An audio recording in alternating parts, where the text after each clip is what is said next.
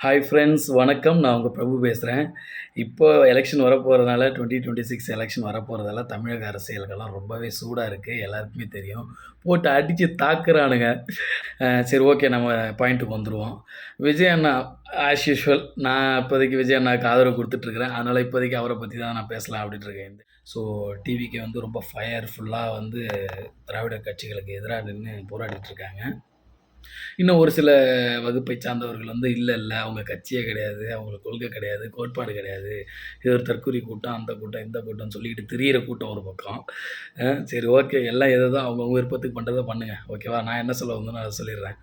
விஜய் அண்ணனை பார்த்து தொடர்ந்து எல்லாரும் கேட்குற ஒரு கேள்வி என்னன்னா, களத்துக்கு மக்கள வந்து சந்திக்க மாட்டேங்கிறாரு, ப்ரெஸ் மீட்டு வைக்க மாட்டேங்கிறாரு, அதேபோல ஒரு கொள்கை இல்ல, கோட்பாடு இல்ல, ஒரு தெளிவு இல்ல அப்படின்னு சொல்லிட்டு இருக்கிறீங்க. நான் என்ன கேட்குறேன், நான் சிம்பிளா ஒரே ஒரு கேள்வி கேட்குறேன். அரசியல் அனுபவம் இருக்கிற நீங்க சொல்றது மட்டும் தான் ரைட்டா?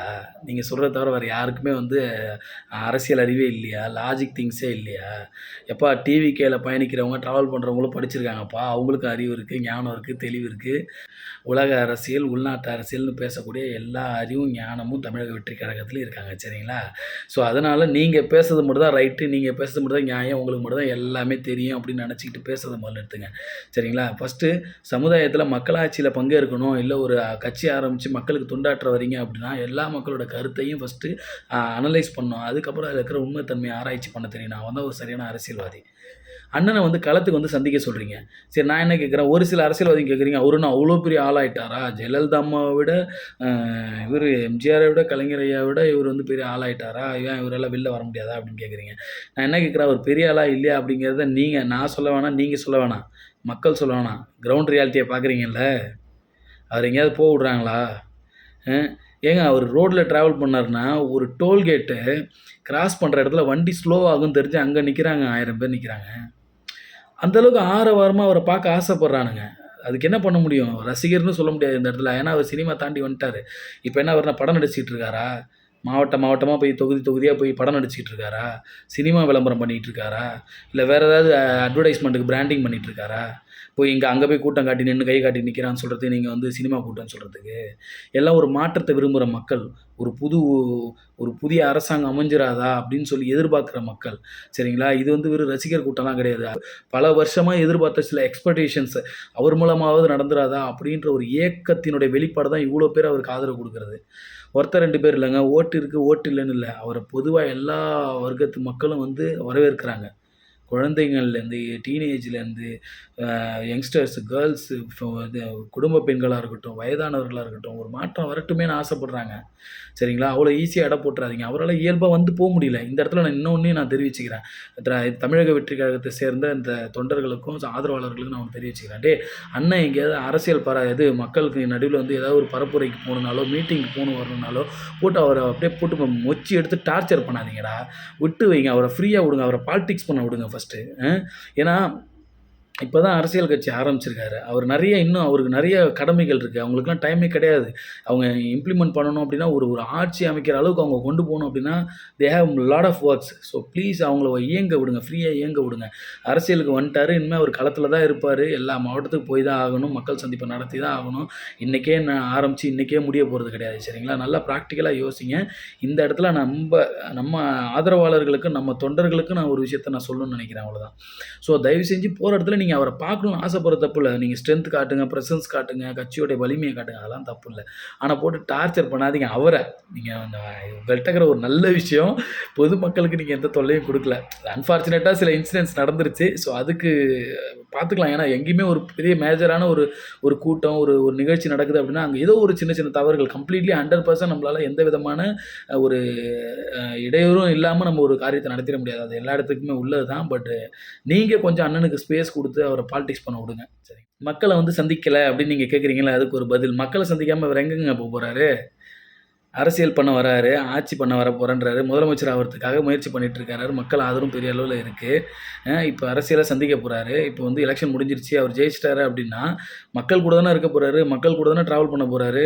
அவங்க குறைகள தீர்க்கறதுக்கு தானே அந்த 5 வருஷம் குடுக்குது. தேர்தல் முடிஞ்சு இப்ப ஒருவேள அவங்க ஜெயிச்சுட்டாங்க அப்படின்னா 5 வருஷம் குடுக்குறீங்கல்ல. இப்ப 5 வருஷமா அவர் வீட்டு உள்ளே உட்காந்து அரசியல் பண்ண முடியும்? செக்ரட்டரியேட் போய் தானே ஆகணும், தலைமைச் செயலகத்துக்கு போய் தானே ஆகணும், மக்களை சந்திச்சு தானே ஆகணும், நலத்திட்டங்களை கொடுத்து தானே ஆகணும், மாவட்ட வாரியா சந்திச்சு மாவட்ட வாரியா போய் விசிட் பண்ணி தானே ஆகணும், இயற்கை பேரிடர்களில் போய் மக்களை சந்திச்சு தானே ஆகணும். எப்பா நீங்கள் கொஞ்சமாவது அறிவோடு யோசிக்கிறீங்களா இல்லையான்னு தெரியல. எல்லாமோ இவங்களுக்கு மட்டும் தான் எல்லாம் முளைச்சி 4 கொம்பு வந்துட்ட மாதிரி நீங்கள் பேசுறது மட்டும் தான் உண்மை, நீங்கள் பேசுறது மட்டும் தான் கரெக்டு, உங்களுக்கு மட்டும் தான் கொள்கை தெரியும், உங்களுக்கு மட்டும் தான் கோட்பாடு தெரியும். சரி, கொள்கைன்னு ஞாபகம் வந்துருச்சு. ஐடியாலஜி பற்றி பேசுங்க. ஏன் ஐடியாலஜி நீங்கள் சொன்னது இல்லை நீங்கள் சொன்னது இல்லாமல் இங்கே ஏதாவது வரையறுக்கப்பட்டிருக்கா ஐடியாலஜிக்கு? அதாவது அரசியலமைப்பின்படி ஒரு மக்கள் எப்படி ஆளப்பட வேண்டும் என்பது மட்டும்தான் இங்கே வந்து வரையறுக்கப்பட்டிருக்கு. ஒரு அரசியலமைப்பின்படி ஒரு நாட்டின் தலைவன் ஒரு நாட்டை எப்படி வழிநடத்தணும் அப்படிங்கிறது மட்டும் தான் அங்கே வந்து அரசியலமைப்பில் இருக்குது. மக்களோட அடிப்படை உரிமைகள், அடிப்படை வாழ்வாதாரங்கள் காக்கப்படணும், பாதுகாக்கப்படணும், ஒரு நாட்டினுடைய பொருளாதாரம் வளர்க்கப்படணும் அப்படிங்கிறது மட்டும் தான் அரசியலமைப்பில் குறிப்பிடப்பட்டிருக்கு. எந்த அரசியலமைப்பில் வந்து எந்த அரசியல் கட்சியுமே வந்து அவங்களுடைய ஐடியாலஜி, அவங்களோட கொள்கையும் கோட்பாடையும் வந்து இப்படி தான் வரையறுக்கணும்னு சொல்லி சட்டத்தில் இடம் இல்லை. சரிங்களா? தயவு செஞ்சு ஒரே மாதிரி பாலிடிக்ஸ் தான் பண்ணணும் அவசியம் கிடையாது. அவர் இப்போ தான் வந்திருக்காரு, அவங்க இம்ப்ளிமெண்ட் பண்ணணும், அவங்க பாலிடிக்ஸ் கத்துட்டு இருக்கிறாங்க. அவங்களுக்குமே எல்லா விஷயமும் தெரியும். யாரும் இங்கே வந்து அரசியல் அறிவோ அரசியல் ஞானமோ இல்லாமல் வந்துடல. விஜய் அண்ணாவுக்கு நிறையவே அரசியல் அறிவு ஞானம் இருக்குது. He have a lot of experience in the ground reality. சரிங்களா? பாலிடிக்ஸில் அவருக்கு நிறையவே அறிவு ஞானம் இருக்குது. பர்சனலாக என்ன கேட்டிங்க அப்படின்னா, எனக்கு அவர் மேலே முழு நம்பிக்கை இருக்குது. இவர்கிட்ட ஒரு கவர்னன்ஸ் கெப்பாசிட்டி இருக்குது, ஆளுகை திறன் அவர்கிட்ட இருக்குது.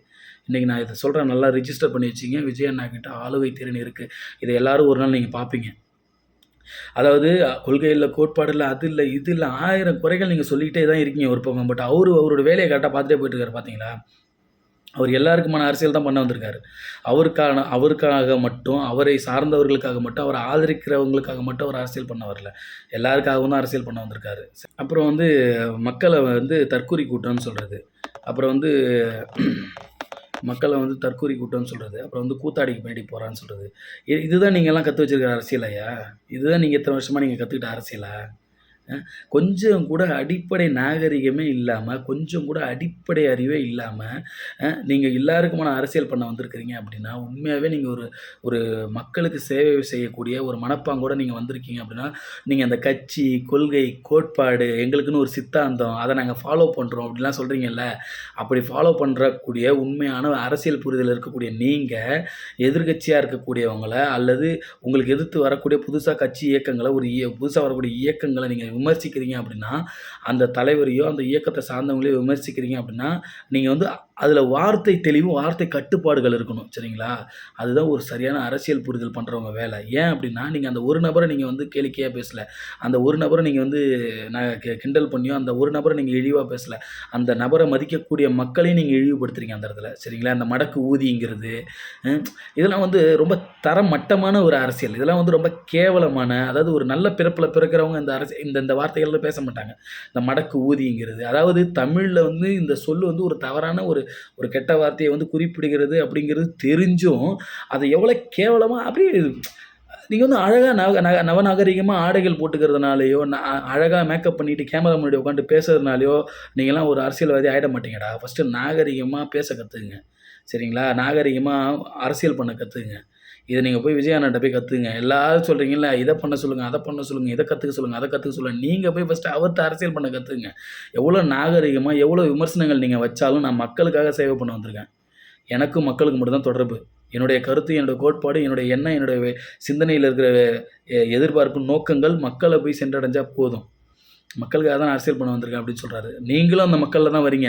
நாளைக்கு நீங்களும் அவரை ஆதரிச்சிங்க அப்படின்னா கண்டிப்பாக உங்களுக்கும் ஒரு நன்மையாக தான் செய்வார். எவ்வளோ டீசெண்டாக அந்த மனுஷன் போயிட்டுருக்காரு தெரியுதா உங்களுக்கு? இத்தனை பேர் எதிர்த்து நிற்கிறீங்களே, அந்த மனுஷன் ஏதாவது கொஞ்சமாவது உடஞ்சாரா பார்த்தீங்களா? சும்மா கில்லி மாதிரி போயிட்டுருக்கிறாரு பாருங்க. அதுதான் தலைமைத்துவம். இன்னொரு முக்கியமான விஷயத்த நான் சொல்லணும். இப்போது சேலத்தில் நடந்த அந்த நிர்வாகிகள் சந்திப்பு கூட்டம், அதில் வந்து மக்களையும் சந்திச்சிருந்தாங்க இல்லையா?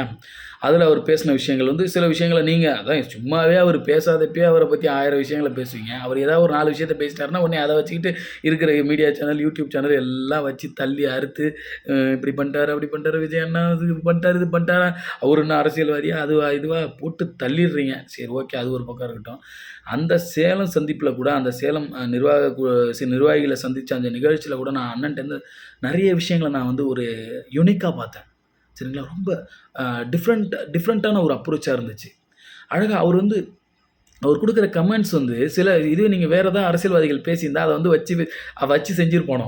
ஆக்சுவலா அது வந்து ஒரு காமெடி காமெடி பண்ணி உச்சத்தில போட்டு கலாய்ச்சு தள்ளியிருப்பானுங்க. பட் அண்ணனுடைய அந்த லாஜிக் பொருந்துதுங்க. மக்களோட கனெக்ட் ஆகுறாரு. இப்ப ரீசென்ட்லி இருக்கிற பொலிட்டிஷியன்ஸ் யாருமே மக்களோட நான் இந்த அளவுக்கு கனெக்ட் ஆகி நான் பார்த்ததே இல்ல. சும்மா வந்து டிவிக்கு ஆதரவு குடுக்குறேன்லாம் நான் சொல்ல வரல. பிராக்டிகலா நீங்க யோசிச்சு பொதுவான ஒரு மனநிலையிலிருந்து பாருங்க. உங்களுக்கும் அது நல்லா புரியும். மக்களோட கனெக்டடா இருக்காருங்க எங்க போனாலும். ஒரு தலைவருங்கிற ஒரு மனநிலையிலே அவர் கிடையாது. ஒரு கட்சி தலைவரு, ஒரு செலிபிரிட்டி, ஒரு விஐபி, ஒரு தமிழ்நாட்டுல இருக்கக்கூடிய ஒரு மிகப்பெரிய ஒரு உச்சத்தில இருந்த மனுஷன் மாரியே தெரியவே இல்ல. போற இடத்தெல்லாம் பார்க்குறீங்களா? அன்னைக்கு அந்த சேலம் சந்திப்பு நிகழ்ச்சிக்கு கார்ல விட்டு இறங்கும்போது டவல் கீழ விழுந்துருச்சு. அவரு இறங்கி எடுத்து போயிட்டு இருக்காரு. சின்ன சின்ன விஷயங்கள்ல சின்ன சின்ன விஷயங்கள ஒருத்தவங்கள நோட் பண்ணுங்கய்யா. அப்பதான் உங்களுக்கு புரியும். அவங்களோட இயல்பு தன்மை, அவங்களோட கேரக்டர் என்ன அப்படிங்கிறது. அவருடைய ஹேண்ட் பேக் ஒண்ணு வச்சு எடுத்துட்டு போயிட்டு இருக்காரு தெரியுமா? அந்த பேக் சில பேர் இத கூட முன்னாடி கலாய்ச்சானோ. மாநாட்டுக்கு முன்னாடி இந்த மதுரை மாநாட்டுக்கு முன்னாடி என்ன சொல்லி கலாய்க்கிறானோ, என்ன பிராண்ட் அடிச்சிருப்பாருன்னு தெரியல. ஒருவேள ஃப்ளைட்ல வச்சு அடிச்சிருப்பாரோ? என்னய்யா தரங்கெட்டத்தனமா போயிட்டீங்கய்யா நீங்கலாம். சரி அது போய் தொலையுது. அந்த பேக் நான் பார்த்தது என் பார்வையிலேருந்து பார்த்தது இதெல்லாம் பெரிய விஷயமா, சின்ன விஷயமா தெரியல. சின்ன சின்ன விஷயங்கள் நான் ஒரு அப்சர்வ் பண்றேன். இவ்வளோ பெரிய மனுஷன், இவ்வளோ பெரிய கட்சிக்கு தலைவரு, இத்தன மக்களுடைய ஒரு எதிர்பார்ப்பு, ஒரு டிராவல் பண்றது, கூட இத்தன பவுன்சர்ஸ் வராங்க, பிஏ இருப்பாங்க. அவங்க கிட்ட குடுத்தா அந்த பேக் எடுத்துட்டு வர மாட்டாங்க. பட் அந்த பொறுப்போட அத கையிலேயே வச்சிருக்காரு பாருங்க. ஒரு கடமை வந்துருச்சு அவருக்கு. மக்கள் மேல சர்வீஸ் பண்றதுக்கான ஒரு கடமை வந்துருச்சு. அத தான் அவர் கையில வச்சுட்டுருக்காரு. அதுக்கு தான் நான் இத சொல்ல வந்தேன். உடனே இத வச்சு சொல்லாதீங்க. ஆமா எழுதி வச்சிருக்காரு. பேப்பர் மிஸ் ஆயிடும்னு தான் அவர் கையிலேயே வச்சிருக்காரு. உடனே இதையும் வச்சு ஆராய்ச்சிறாதீங்க. சரிங்களா? அது ஒண்ணு. இன்னொன்னு ஆக்சுவலா சொல்லியிருக்காரு. அதாவது அவருக்கு அரசியல் தெரியல, அவருக்கு வந்து அரசியல் அறிவு இல்ல, கொள்கை இல்ல, கோட்பாடு இல்லன்னு சொல்லிக்கிட்டு இருக்கீங்க. அவர் அன்னைக்கு கூட என்ன சொன்னாரு, "நான் ஒரு நல்லாட்சிய குடுக்கறதுக்கு ஒரு மக்கள நேசிக்கிற ஒரு குணம் தான்யா வேணும்" அப்படின்னு சொல்லியிருந்தாரு. இது வந்து ஒரு அன்ப வெளிப்படுத்துற அந்த விதம் அதில தெரிஞ்சுது. ஆனா, அதில இன்னொரு இம்பார்ட்டன்ட்டான ஒரு விஷயத்த புரிஞ்சுக்கிட்டீங்களா? அவருக்கு அரசியல் அறிவும், அரசியல் ஞானமும் இருக்கனால தான் ஒரு நல்ல அரசியல் அரசு அதிகாரிகளோட துணையோட, "என்கிட்ட நீங்க குடுங்க. மக்களோட ஆதரவோட ஒரு நல்ல ஆட்சிய செஞ்சு காட்டுறேன்னு" சொன்னாரு. நான் நல்லாட்சிய செஞ்சு காட்டுறேன்னு சொல்லல. நான் நல்லாட்சிய செஞ்சு காட்டுறேன்னு சொன்னா, அவரு உங்கள ஏமாத்துறாருன்னு அர்த்தம். என்னதான் அவங்க வந்து தேர்தல்ல நின்னு மக்கள் தேர்ந்தெடுத்து ஒருத்தவங்கள வந்து சட்டமன்றத்துக்குள்ள கொண்டு போனாலும், அவங்க ஆட்சியாளர்கள அ மக்கள ஆள்றது வந்து அரசு அதிகாரிகள வச்சு தான் இயங்குது அந்த அரசாங்கம். சரிங்களா? அவரு எவ்வளோ தெளிவா, இப்படி ஒரு கன்ஸ்ட்ரக்ஷன் இருந்தா தான் அந்த மக்கள ஆள முடியுங்கிறது அந்த புரிதலோட அந்த பதில சொல்றாரு. இதெல்லாம் தான் என் ஐடியாலஜி. நீங்க வந்து கோட்பாடுன்னா உங்களுக்கு வந்து அந்த பிரீஃப் குடுத்து அந்த எக்ஸ்ப்ளனேஷனோட இல்ல நீங்க தமிழ் தேசியத்த பேசுறீங்களா? இது இந்துத்துவத்த நீங்க ஆதரிக்கிறீங்களா? இல்ல வந்து அ த ம திராவிடத்த நீங்க ஆதரிக்கிறீங்களா? இந்த மாரி வந்து நீங்க வந்து கொள்கை, கோட்பாடுன்னு ரொம்ப டீப்பாலாம் போக தேவையில்ல. நடைமுறை அரசியலுக்கு வாங்க. அவர் நடைமுறை அரசியலுக்கு வந்துட்டாரு. சரிங்களா? தயவு செஞ்சு போட்டு ஆராய்ச்சி பண்ணி, குத்தி, கொடைஞ்சுலாம் பார்க்காதீங்க. சரிங்களா? ஒரு நிமிஷம் அந்த மனுஷன் தனியா வந்து நின்னு, இவ்வளோ தூரம் போராட வேண்டிய அவசியம் என்ன? எதுக்காக வந்திருக்காப்ல? சரி அவங்களோட எப்படி இருக்கு? அத கொஞ்சமாவது அனலைஸ் பண்ணி, உங்களுக்கும் அது நியாயம்னு பட்டா ஆதரவு குடுங்க. இல்லையா, நீங்க ஆதரவு கூட குடுக்க வேணாம். அவர் நிம்மதியா அரசியல் பண்ண விடுங்க. அதுவே போதும். சரிங்களா? சரி மக்களே, இன்னொரு வேள சந்திப்போம். பாய் பாய்.